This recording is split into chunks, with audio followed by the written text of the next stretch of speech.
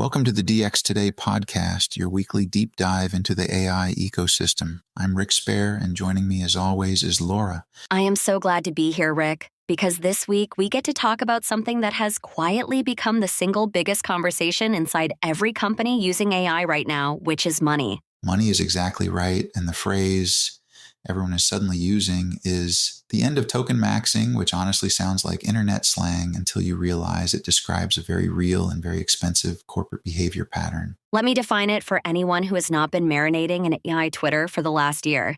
Because tokenmaxxing is genuinely one of the more revealing pieces of jargon to come out of this whole era. Please do, because when I first heard the word, I assumed it was a joke, and then I looked at some enterprise cloud bills and realized it is anything but a joke for finance teams. Tokenmaxxing describes the period, roughly the last 2 years, where employers actively encourage their developers and staff to burn as many AI tokens as humanly possible without worrying much about the results or the cost. So the incentive was basically use more, use it constantly, and treat the model like an unlimited buffet, which made a certain kind of sense when everyone believed adoption itself was the entire competitive advantage worth chasing. Exactly. And the logic was not crazy in a land grab phase. Because if AI made your engineers even 15 or 20% more productive, who cared about the token bill when the upside looked essentially infinite? And then reality arrived, the way it always does, in the form of an invoice. And this is where the story gets genuinely fascinating because the numbers involved are much larger than most people expected. They really are, and one detail from the recent reporting stuck with me, which is a company that capped employee AI spending at $1,500 per person per month on agentic coding tools alone. $1,500 a month per person just for the coding assistance. And remember, that is the cap they imposed after the problem, not some generous starting allowance they handed out on day one. Right, and the reason they capped it is the part that made me laugh and wince at the same time. Because that company burned through its entire annual AI budget for 2026 in roughly 4 months. 4 months to spend a full year of budget is the kind of number that gets a chief financial officer to schedule a very uncomfortable meeting. And it explains why the mood has shifted so dramatically. And it is not an isolated anecdote, because CNBC reported on June 26, 2026, that both OpenAI and Anthropic are now facing a new reality as their users shift away from tokenmaxxing toward efficiency. That is a striking sentence when you sit with it, because for 2 years, the entire narrative was about explosive usage growth. And now the frontier labs are having to reckon with customers who want to use less. Or more precisely, customers who want to use smarter. And that distinction matters enormously, because efficiency does not mean people are falling out of love with AI or abandoning it in any meaningful way at all. That is a crucial nuance. So let us be really clear for our listeners that the efficiency turn is not a retreat from AI. It is a shift toward scrutinizing what each individual token is actually buying you. Precisely. And the poster child for this whole shift, the story that crystallized it for a lot of people, is a startup called Lindy that builds AI agents for automating business workflows and back office tasks. Tell me about Lindy, because when I read what they did, I thought this is either very brave or very reckless, and I genuinely could not tell which one it was going to turn out to be. So Lindy is run by a founder named Flo Crivello, and he made a decision that would have been almost unthinkable a year ago, which was to move his company's traffic off Anthropic's Claude models entirely. And where did that traffic go? Because this is the twist that turns a simple cost-cutting story into something with real geopolitical and strategic weight for anyone paying attention to the broader AI landscape. It went to DeepSeek, the Chinese lab that makes cheaper open weight models.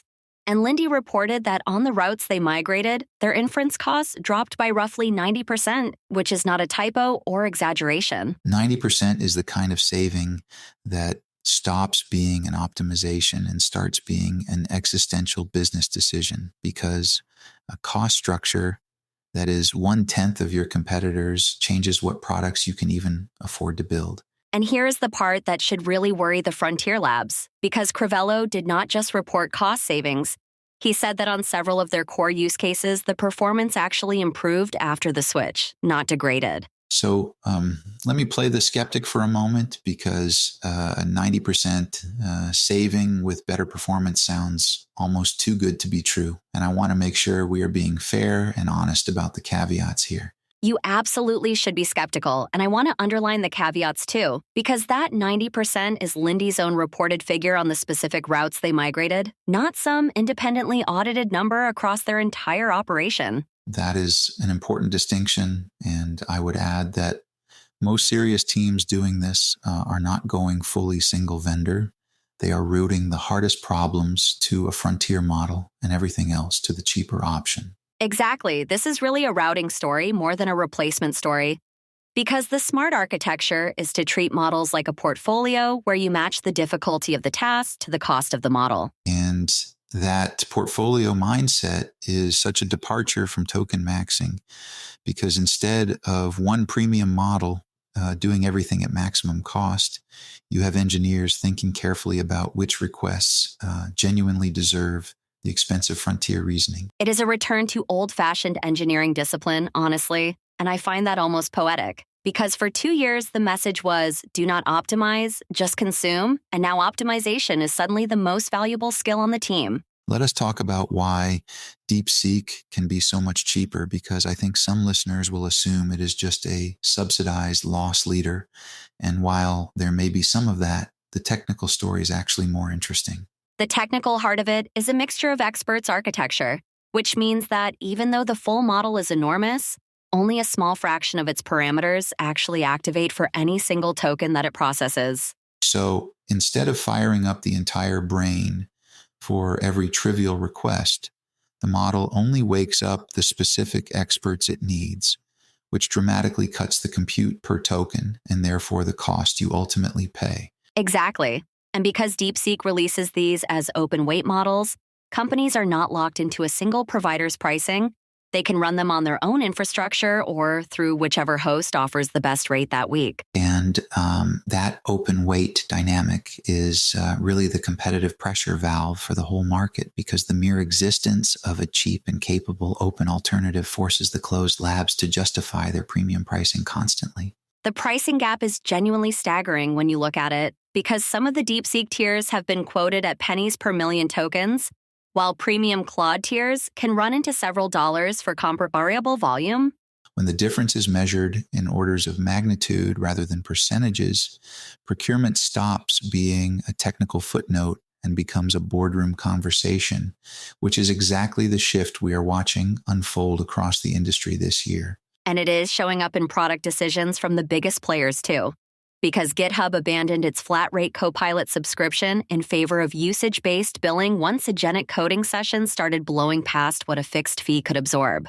That GitHub detail is such a telling signal, because a flat monthly subscription only works when usage is predictable. And the moment autonomous agents started running long, expensive sessions, the entire economics of a fixed price simply collapsed. It really did, and I think that is the deeper lesson here, because agentic AI, where the model runs in long autonomous loops, consumes tokens at a rate that makes the old chatbot style of usage look almost quaint. That is a great point, because a human typing questions into a chat window is naturally rate limited by how fast they can think. But an agent running 100 steps unsupervised has no such natural brake on consumption. Which means the efficiency conversation and the agentic AI wave are actually the same story viewed from two different angles. Because the more autonomous our AI becomes, the more the cost per token determines what is even economically viable. So let us bring in the uncomfortable geopolitical dimension, because a lot of Western enterprises leaning on a Chinese open weight model to balance their budgets raises real questions that go well beyond simple dollars and cents. It absolutely does. And for regulated industries like healthcare, finance, or government contracting, the questions around data governance, compliance, and where your inference actually runs are not trivial and cannot be waved away just to chase a cheaper bill. And I suspect that is exactly why we will see a split market emerge, where the cost-sensitive and less regulated workloads flow toward the cheap open models, while the sensitive regulated work stays on trusted domestic providers. That feels right to me, and it means the frontier labs may end up defending their premium not purely on raw intelligence, but on trust, compliance, security guarantees, and the enterprise relationships that a cheaper competitor simply cannot replicate overnight.